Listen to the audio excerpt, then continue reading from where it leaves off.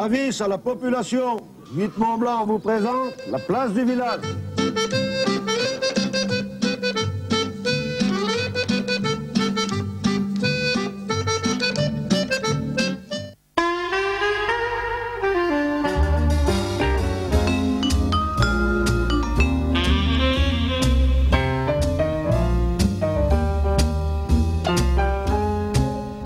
Madame, Monsieur, bonjour. Une émission de la place du village qui ne sera pas en Pays de Savoie. Nous sommes dans les Alpes-Maritimes. Nous sommes sur la côte, exactement, dans le village, le beau village, la petite ville même de Valoris, Golfe-Juan. À mes côtés, Monsieur le maire. Monsieur le maire, bonjour. Bonjour, merci d'être à nos côtés. Merci de nous aider dans la communication pour la ville de Valoris-Golfe-Juan qui a quand même 30 000 habitants. 30 000 habitants, c'est une ville effectivement. Alors bien sûr, quand on parle de Valoris-Golfe-Juan, on pense forcément au golfe, et puis on pense forcément à la céramique, et puis on pense forcément à la Méditerranée. Bien sûr, on a la façade méditerranéenne où nous avons deux ports, un privé, si ça existe, avec le port Camireillon, et un public géré par la Chambre de commerce, où il y a tout de même 1700 places, 1700 anneaux pour les plaisanciers. Alors cette baie d'Antibes Golfe-Juan, c'est une des plus belles baies de la Méditerranée. Merci de me le rappeler. C'est vrai, parce que nous avons également des plages de sable qui arrivent jusqu'à Juan-les-Pins d'une part et jusqu'à Cannes de l'autre côté. Alors quand on pense à Valoris, on l'a dit tout à l'heure, c'est forcément la céramique. C'est une capitale de la céramique depuis 9 siècles au minimum. Oui, absolument. Et Golfe-Juan, qui était un petit port de pêcheurs, recevait les céramiques et les poteries de Valoris pour les amener dans tout le bassin méditerranéen. Et puis, un événement historique le 1er mars 1815. On s'en souvient peut-être sur les bancs d'école, c'est le retour de Napoléon pour les 100 jours. Oui, Napoléon était bloqué à l'île d'Elbe et il a décidé de revenir en France pour faire ses 100 jours. Et Antibes était royaliste et Antibes tirait sur Napoléon qui a débarqué à Golfe-Juan et c'est devenu une commune historique grâce à l'arrivée de Napoléon. Un mot, monsieur le maire, aussi sur une entité économique, elle est incontournable dans le sud, Sophia Antipolis. Hein. C'est un centre de recherche, une technopole, comme on dit. Oui, une technopole et Valoris est parmi les communes d'origine, avec Valbonne bien sûr, Mougins, Biot et Antibes. Et nous sommes les premières villes à avoir participé à cette création qui aujourd'hui est devenue vraiment une technopole internationale. Qu'est-ce qu'on peut dire à nos amis téléspectateurs qui ne connaîtraient pas Valoris-Golfe-Juan pour qu'ils viennent faire un tour sur cette belle commune de la Méditerranée, avec cette superbe baie d'Antibes, avec cette belle plage, avec aussi ces beaux ports? Qu'est-ce qu'on peut leur dire? De venir à Golfe-Juan sur le plan du tourisme, d'aller sur les plages, d'aller dans les restaurants où on sert beaucoup de poissons, et à Valoris revenir pour la culture. Alors nous avons fait en 2004 une exposition avec des pièces uniques de Picasso, qui a eu des retombées internationales. La Biennale de céramique est également internationale, et cette année nous faisons une exposition de céramique de Chagall. On a parlé de Chagall, mais il y a d'autres grands noms, mais très très grands noms, qui ont élu domicile carrément ici à Valoris. Jean Marais ou encore Picasso. Oui, Picasso est venu avant de s'exiler sur Mougins, mais il a travaillé à Valoris, il a travaillé la terre à Valoris. Et Jean Marais, c'est un peu plus récent. Jean Marais est arrivé un beau jour dans un atelier, je pense que vous verrez tout à l'heure les responsables de cet atelier, monsieur et madame Jo Pasquali, qui ont reçu Marais. Il était venu, il a demandé à prendre un tour et un peu de terre. Et il est resté un grand nombre d'années. Il est même resté auprès de nous puisqu'il est enterré dans le cimetière de Valoris. Merci beaucoup monsieur le maire pour cette présentation de Valoris. On rappelle Valoris, la baie d'Antibes entre Antibes et Cannes, la capitale de la céramique. On va en parler. On est le 9 juillet 2007 pour l'enregistrement de cette émission. Le temps est menaçant et l'orage gronde. Derrière la caméra, le perpétuel Christian Rossa. On est parti. Merci monsieur le maire.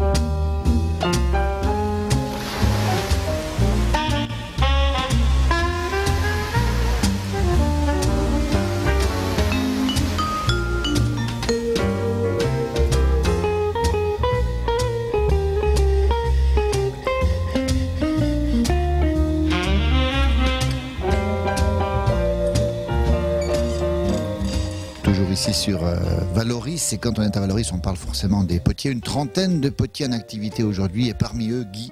Bonjour Guy. Bonjour.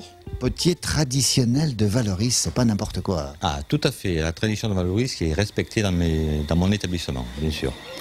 Même la façon ancestrale qu'on travaillait avant dans les ateliers au temps de nos vieux, quoi.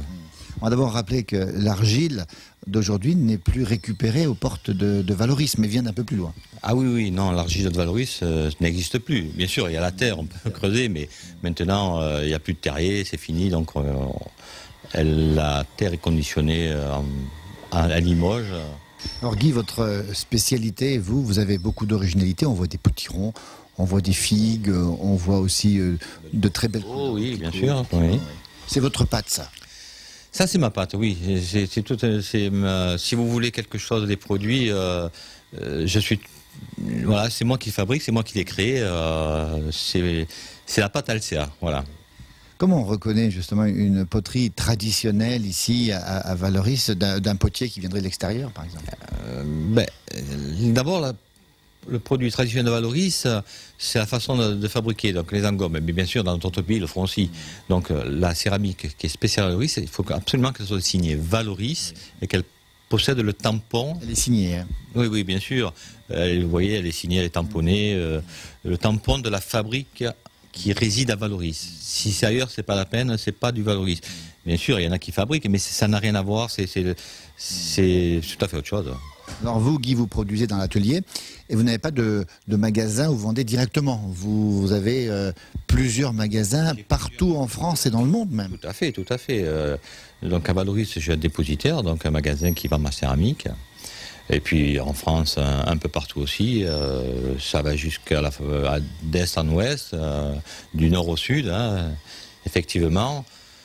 Très peu de magasins parce que vous voyez, nous travaillons à deux, donc c'est difficile de fournir. Vous limitez, hein, il faut préciser que vous refusez parfois. Oui, je refuse parce que je ne peux pas fabriquer, c'est pas possible. Et notamment avec les États-Unis, j'ai une grosse marchandise, une quantité de marchandises qui partent des États-Unis, donc Seattle, en Virginie, dans le Marineland, en Floride, et maintenant sur la côte ouest. Je suis en Italie, en Belgique. Et pour l'instant, ça va très bien. Je ne m'étale pas plus. Alors Guy, comment on tombe dans la poterie comme ça? Tout gamin, ça vous a intéressé? Tout gamin, moi déjà, j'ai toujours été passionné par le dessin au départ. Puisque je fais des tableaux, je peins, et, moins maintenant parce que je m'occupe de ma céramique. Et bon, de tout petit, j'étais passionné par le dessin. Et puis en habitant à Valoris, effectivement, c'est venu tout simplement... par soi-même, puisque en étant gamin, je faisais des ateliers, je regardais les vieux qui travaillaient, les décorateurs.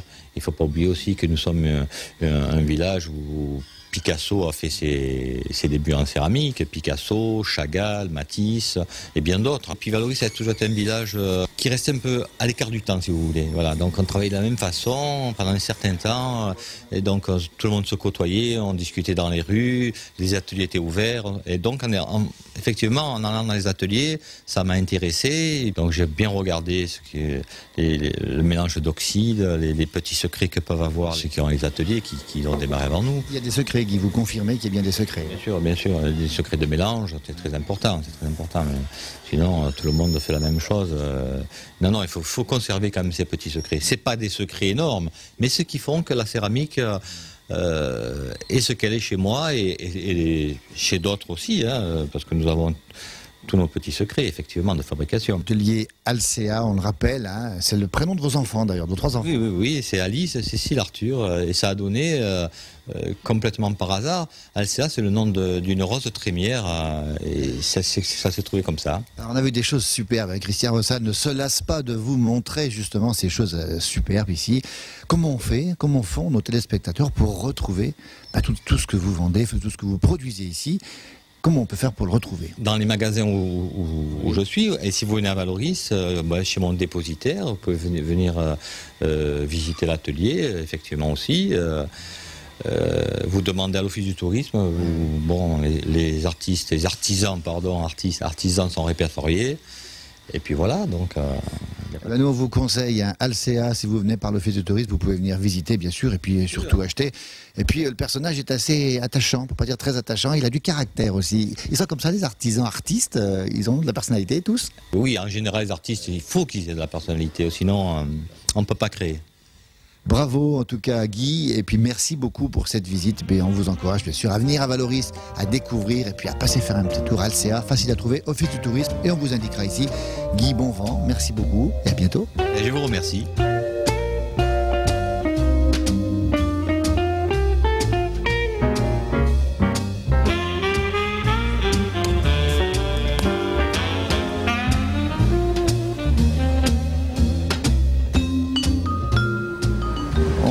trouve maintenant au bas de la rue Georges Clémenceau, l'artère, on va dire, commerciale de Valoris. À mes côtés, monsieur le directeur de l'Office du tourisme. Bonjour. Bonjour. Merci de nous recevoir. Alors, quand on parle de Valoris Golfe-Juan, d'abord, vous mettez Valoris en premier, Golfe-Juan, comment ça se passe? On dit Valoris Golfe-Juan, oui, parce que Valoris c'est la ville principale, je vais dire, et Golfe-Juan c'est la ville balnéaire. Alors cette ville balnéaire, on va en parler parce que c'est une baie magnifique. On a vu 2 ports de pêche exceptionnels et puis une plage magnifique aussi. Alors il y a un port de pêche, ce qu'on appelle le vieux port, et il y a le grand port, le port Camille-Rayon, qui accueille quand même vous avez pu le voir, des bateaux très importants. Et bien sûr, nous avons les plages. Et nous avons la chance, bien sûr, d'avoir le théâtre de la mer Jean Marais. Alors la fête, la nuit est présente à Golfe-Juan. J'imagine qu'on doit passer des bonnes nuits ici, surtout l'été. Oui, parce que nous avons également... alors bien sûr, vous avez vu tous les restaurants, tous les bars qui sont ouverts, que ce soit sur le port, que ce soit sur le bord de mer, et même en ville. Vous avez beaucoup d'animations qui sont faites tant au niveau de la municipalité qu'au niveau des associations. Nous avons eu encore ce week-end la fête de la Saint-Pierre, la fête traditionnelle des marins, qui attire beaucoup de monde. Et nous avons également des artisans, des créateurs qui viennent s'installer le soir sur la promenade du bord de mer à Golfe-Juan et qui attirent bien sûr beaucoup de monde. Alors, quelle différence entre un touriste qui vient à Valoris Golfe-Juan, un touriste qui vient à Antibes-Juan-les-Pins, juste à côté, ou à Cannes? Je dis que Valoris est un petit peu à part. On a cette chance que Valoris est encore un petit village. Bien que vous avez vu, il y a quand même pas mal de constructions, mais c'est quand même il a gardé son âme de village. Et bien sûr, vous avez les potiers à Valoris. Donc ça, c'est comment dirais-je, c'est l'image, la carte postale. C'est la carte postale de Valoris. Ce sont les poteries. Un mot sur la tradition florale, la cueillette des fleurs d'oranger ici. Alors c'est vrai que c'est un des rares endroits qui reste ici sur la Côte d'Azur où on a la chance d'avoir encore la fleur d'oranger. Et après, ces fleurs sont transportées, vous le voyez, au nérolium. Monsieur le directeur, la caméra de Christian Rossa, nos amis téléspectateurs qui vous écoutent, alors qu'est-ce qu'on peut leur dire pour venir en vacances ici? À quel moment il faut venir? Et puis qu'est-ce que... il faut venir toute l'année.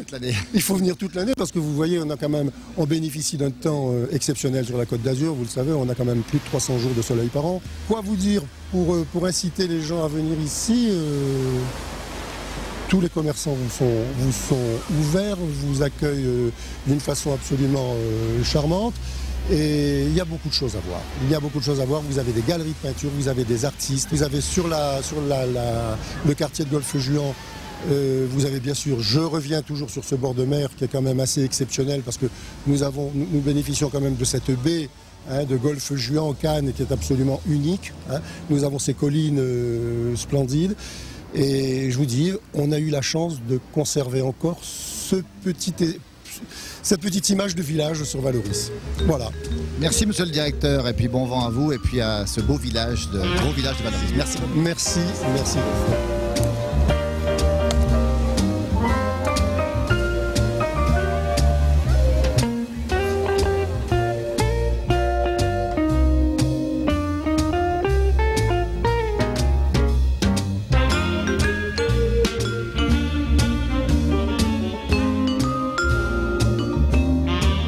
À Valoris Golfe-Juan, on parle forcément d'une figure qui a habité le village. Il s'agit de Jean Marais. À mes côtés, Nini et Jo. Nini, bonjour. Bonjour. Bonjour Jo. Bonjour. On peut dire que vous êtes les plus proches amis de Jean Marais? Oui, jusqu'à la fin de ses jours. Oui. 25 ans d'amitié. Oui. Alors racontez-nous un petit peu tous les deux comment vous avez croisé Jean Marais, comment vous l'avez rencontré la première fois. C'est-à-dire que M. Marais avait toujours pensé, quand il s'installerait sur la côte, de faire de la poterie. Et le moment est venu, et il est venu à Valoris, chez le marchand de terre, acheter de la terre. Et il dit au directeur, je veux 200 kilos de terre. Alors le directeur lui dit, oh monsieur Marais, je ne savais pas que vous faisiez de la poterie. Je ne savais pas que vous faisiez de la poterie. Il a dit, non, je commence demain. Alors il a dit, comment vous commencez demain? Mais vous avez un professeur? Il a dit, non, j'ai des livres. Et alors là, le directeur lui a dit, écoutez, moi je connais peut-être quelqu'un qui pourrait vous initier. Il dit volontiers. Voilà. Et c'est Jo. Alors évidemment, le directeur lui a dit, venez, je vous accompagne. Mais alors là, il y a l'anecdote, c'est que quand Jean a vu Jo, il était doublement heureux. et de par la profession. Et puis, Jean-Jo était jeune. J'en ai 70 maintenant, et à l'époque j'avais 35 ans. Hein. J'avais 35 ans. Et Jean, après, il disait toujours... Je ne savais pas, en pensant à Jo, que c'était toi que je subirais. Alors, racontez-nous, alors, comment il a été l'élève Jean Marais? Ça s'est passé, la date est simple, c'était le 6 juin 1973. Un beau matin, je vois arriver Jean Marais avec sa gouvernante et l'ami à moi qui me l'a mené. Et cet homme m'a impressionné, bon, je savais qui c'était, ça m'a impressionné, mais il est agréable. Simple, sympathique et tout. Nous avons discuté, je lui ai montré mon atelier, ce que je faisais, tout ça. Et il était ravi et il me dit, bon écoutez, comment voulez-vous qu'on fasse? Je viens apprendre chez vous ou vous venez chez moi parce que j'ai un atelier avec tout le matériel.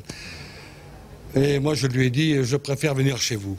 Parce que dans mon atelier, les curieux, les gens seraient venus, il aurait été... Alors que chez lui, c'était plus à l'aise. Et il m'a dit d'accord, alors je lui ai dit je vous appellerai le jour où je viens. Voilà, et on s'est quitté là comme ça. Mais en réalité, j'étais tempérament assez timide à l'époque. Et je me disais non, je n'irai pas parce que moi, le milieu artiste, c'est snob, tout ça, je voyais tout un folklore là-dessus.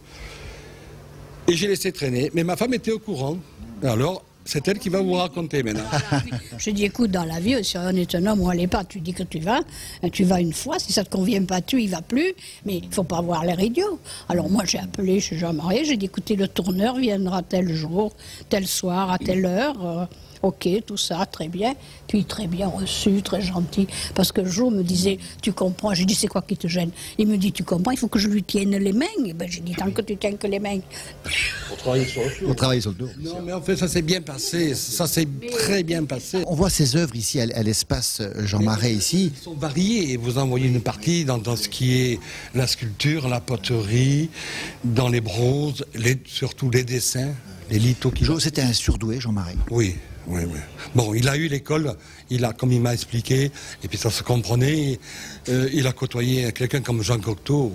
Comme je disais toujours, après, avec ma femme, je disais, dans le siècle passé, il y a eu deux êtres qui ont, un était le génie Cocteau, et l'autre la beauté Jean Marais. Cette union a été, on voit ça rarement, c'est très rare. C'est très rare, parce que Jean avait une passion pour Cocteau, et inversement, Cocteau ne vivait que pour Jean après. Mais il a beaucoup appris avec Cocteau. Et puis il avait les capacités, il avait la volonté, il s'y appliquait. Parce qu'on dit, mais Jean était un comédien, un acteur, il a fait du cinéma, du théâtre, il a écrit, il a dessiné, il a fait des décors, il a fait de la poterie, il a fait de la sculpture. Eh bien, écoutez, moi je ne sais pas si on trouve souvent des gens de ce tempérament, de cette capacité comme lui, alors qu'il aurait pu se reposer sur ses lauriers de comédien. Il voulait toujours apprendre, il voulait toujours faire et créer, jusqu'à sa mort, puisque à la veille de sa mort, il préparait une pièce de théâtre qui s'appelait La Tempête. Et je me souviens, à Paris, il y avait déjà les affiches qui étaient collées. La publicité se faisait. Il a travaillé jusqu'au bout. Parce qu'il voulait toujours découvrir et faire. Alors, quelle était la relation entre Valoris, Golfe-Juan et Jean-Marie? C'est vous qui l'avez fait venir ici? Ah oui, plus, hein? Parce que c'était bien gentil. Nous, on était à Valoris, lui à Cabris. Oui, à côté de Grasse. Hein. Oui, alors ça faisait 25 et 25. Nous, après le travail, après tout, 50 km tous les jours, ça faisait beaucoup. Et puis, il n'y avait plus de moyens. Pas de miracle. Hein. Alors je dis, écoute, maintenant il faut trouver la solution. Il faut vendre Cabris et puis on trouvera quelque chose sur Valoris. Mais ça, il était d'accord. Il avait ça de bien, c'est que où je l'orientais, pas au début, mais enfin après, il a vite compris. Alors il disait, mais fais comme tu veux, fais comme tu veux. Et je l'ai installé à Valoris. Mais lui, de toute façon, n'importe où je le ramenais. Il était bien. Ah oui. Il a aimé Valoris, justement? Ah oui. Qu'est-ce qu'il aimait dans Valoris? Eh ben tout, il faut dire, c'était un garçon chaleureux, lui. Il passait dans la rue, il disait bonjour à tout le monde, les gens, Jean-Marie, L'autre jour, j'ai une anecdote d'un monsieur qu'on a vu, qui était un ancien potier, qui disait, quand il venait au bar tabac, prendre ses cigarettes, il prenait des cartouches ou deux, et il offrait à boire des cafés à tout le monde. Il offrait à boire, vous servez, vous servez. Généreux. Ah, générosité. Ah, il y a une chose. Avec Jean, on a eu l'occasion de connaître beaucoup de comédiens. Des comédiens, des personnalités. Il nous a amenés chez Chirac, à l'Élysée. Ah oui, on a été partout. Hein. On était à la Tour d'Argent, on a pris Ali,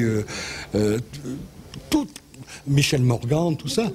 Mais, dans tout ce monde que j'ai connu, lui, il sortait de tout ça. Parce que lui, il a une chose qu'il enseigne, c'était la générosité. Je me souviens, nous étions un soir au théâtre de l'Atelier, où il jouait une pièce, et le spectacle terminé, le temps de se préparer, il était 1h du matin, et le théâtre de l'Atelier, vous avez tout un parcours, une place, avec des genres d'arbres et des bancs. Et il y avait des clochards. Et alors Jeannot, il appelait, comment tu vas, Jeannot? Et il leur donnait à chacun un billet de 500 francs. Voilà. C'est simple, c'est simple. Il me disait, t'as des sous? Il n'y en avait plus, mais ça ne fait rien, il les avait donnés. Bien sûr. C'était son bonheur quelque part aussi. Toute sa vie, il a donné. Il a gagné beaucoup d'argent. Mais il a tout donné. Et vous sentiez qu'il était attaché à Valoris aussi, peut-être parce qu'il y avait beaucoup d'artistes aussi. Non, c'était par rapport à nous. Par rapport à nous. Déjà, il aimait Valoris parce qu'il avait connu à l'époque, il a connu Valoris à l'époque de Picasso. Parce que Picasso, donc, Cocteau était ami de Picasso. Et il ne serait pas venu à Valoris. Non, et les années... Non, mais il avait dit, quand le cinéma a diminué, son activité, il s'est dit, moi je vais faire de la céramique et de la sculpture. Et c'est ce qu'il a fait, c'était Valoris, parce qu'il venait chez Madora avec Cocteau, chez Picasso, et il voyait tout ça, et il s'est dit, quand j'aurai le temps, je viendrai. Et il a fait. Quel souvenir vous gardez tous les deux de Jean Marais, justement, Nini? Oh, il y en a tellement. Des bons souvenirs, que des bons souvenirs. Avec Jean, c'était toujours le bon, et c'était, même dans la difficulté, on était unis, on était trois. Hein. Toujours à trois, oui. Ah, toujours, oui. Il ne s'occupait pas de jour. Hein. Non, mais c'était toujours, oui. Et quand les derniers temps, quand je l'amenais, c'est moi qui m'occupais de l'amener à l'hôpital, tous les mois à l'hôpital L'Archer à Nice, chez les professeurs Ziegler, et on lui renouvelait le sang. Hein. Et alors je partais avec sa voiture, il avait une cabriolet décapotable que j'ai gardée, et je l'amenais, et puis il me disait toujours quand on quittait l'hôpital de retour, il me disait quelle chance que j'ai de vous avoir. J'ai dit nous c'est la même chose Jean. Et puis au fur et à mesure sa maladie progressait quand même. Et la dernière fois, peut-être 3 semaines avant sa mort, là, le séjour à l'hôpital avait duré 2 jours et ça a été pénible. Pénible parce que le corps refusait tout. Hein. Et il était d'une tristesse à ce moment-là, mais heureux d'un autre côté parce que je le ramenais à la maison et on est resté près de lui jusqu'à la fin. Jusqu'à la fin. Puisque quand les malaises lui a pris, les problèmes dans la nuit, nos amis les docteurs sont venus de suite, les services SAMU aussi, il a été hospitalisé. Et puis voilà, mais on était toujours près de lui. Merci. On n'a eu que de bons moments avec Jean. Même à l'époque où on partait, parce qu'il nous associait à son travail, dans le sens que même dans le théâtre, une fois il était parti 1 mois en tournée aux Antilles, en Amérique du Sud. Et on est parti avec. Et on l'a suivi partout, à Fort-de-France, Pointe-à-Pitre, à Kourou. Moi, plus souvent. Là, on était parti à 2. Ma femme est partie au Canada avec lui pour des tournées aussi. Mais enfin, il était prêt à nous amener partout. Hein. À un moment, il voulait nous amener en Chine. Ah oui. Non. En tout cas, merci à tous les deux pour ce témoignage. Beaucoup d'émotion, on le sent dans vos paroles. Et puis bravo, parce que la collection qui est ici aujourd'hui à Valoris, hein, on peut la visiter gratuitement. C'est votre collection. C'est aussi un cadeau que vous faites à Jean Marais. Oui, et puis Jean Marais, s'il nous voit de là-haut, il serait fier et heureux, pensant que bientôt 10 ans après sa mort, les gens viennent et veulent voir ce que Jean Marais a fait. Parce qu'il laisse des traces. Et la vie, c'est quoi? C'est de laisser des traces. Merci Nini, merci Jo, merci à tous les deux. Merci beaucoup.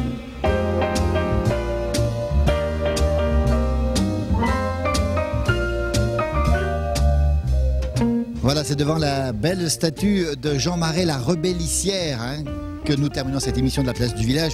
Depuis Valoris, Golfe-Juan, on le rappelle, entre Antibes et Cannes, eh bien, c'est la capitale, bien sûr, de la céramique. Vous l'aurez compris, en France, on peut le dire, capitale de la poterie, et puis ceci, une station balnéaire incomparable. On a pris avec Christian Rossa du bon temps pour ce tournage. On espère que vous aussi. On se retrouve demain pour une prochaine émission de la place du village dans nos pays de Savoie. À demain, merci et à bientôt.